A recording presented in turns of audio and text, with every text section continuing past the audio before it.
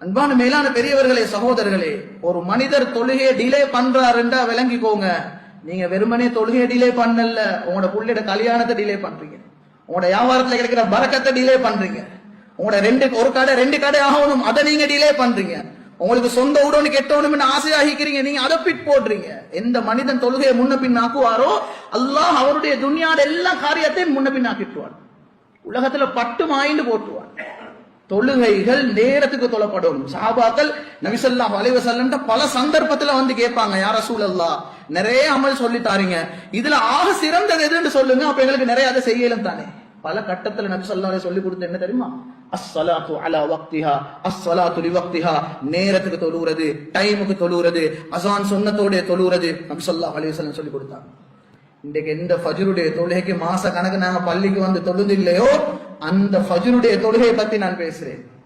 ஃபஜ்ருடைய தொழுகைகள் தவறவிட முடியாத சகோதரர்கள்.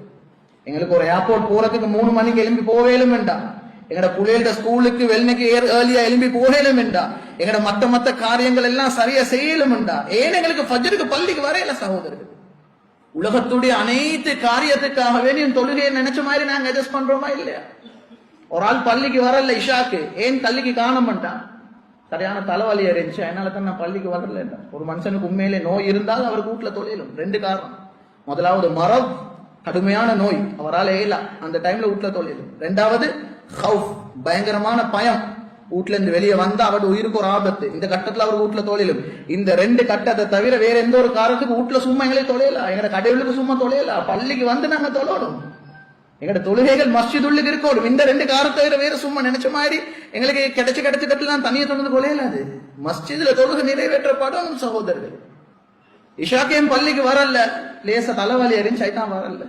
அன்பானவர்களே, அந்த தலைவலியோட வீட்டுக்கு முன்னால இருக்கிற பள்ளிக்கு அவர் வரல, ஆனா அதே தலைவலியோட ஒரு அவர் பின்னால தூரத்துல இருக்கிற ஒரு கல்யாண வீட்டுல அவர் வந்திருக்கிறார். உங்களுக்கு விளங்குதான் நான் சொல்ற வித்தியாசம் என்ன? பள்ளிக்கு முன்னுக்கு இருக்கிற வீட்டுக்கு தலைவலி காரணமா போகுது, கால் வலி காரணமா போகுது, சின்ன நோய்கள் காரணமா போகுது, மழை பெய்யறது காரணமா போகுது. ஏன் வரல பள்ளிக்கு? லேசா மழை தானே, வீட்டுல தொழுது லேசு தானே. அன்பானவர்களே, நாங்க யாரும் சாரி மழை பெய்யுதுன்னு ஒரு கல்யாணத்துக்கு போகாம இருந்திக்கிறோமா? ஒரு டாக்டர் அப்பாயின்மெண்ட்டுக்கு போகாம இருக்கிறோமா?